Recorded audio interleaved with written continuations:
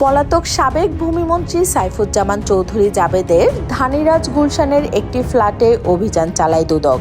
Flat থেকে ৩০০টিরও বেশি coat, ৫৩২টিরও বেশি টাই, রোলেক্সের 4টি বক্স সহ মোট 8টি ঘড়ির বক্স, 3 সেট মুক্তার গয়না, 4টি ঝাড়বাতি, একটি বেড, একটি সোফা এবং প্রায় 100টি কামিজ পাওয়া গিয়েছে।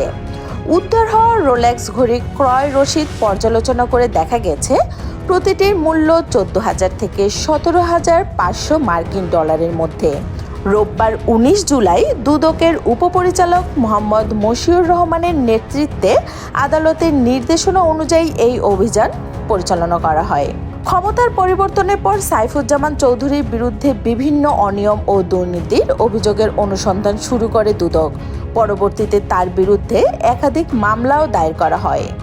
গত 2 জুলাই দুদকের উপপরিচালক মোহাম্মদ মশিউর রহমানের স্বাক্ষরিত এক চিঠিতে জানানো হয়, আদালতের নির্দেশ অনুযায়ী গুলশানের 2টি ফ্ল্যাটের নিয়ন্ত্রণ, ব্যবস্থাপনা, তদারকি ও রক্ষণাবেক্ষণের দায়িত্ব রিসিভার হিসেবে দুদকের সম্পদ ব্যবস্থাপনা ইউনিটের পরিচালককে দেওয়া হয়েছে।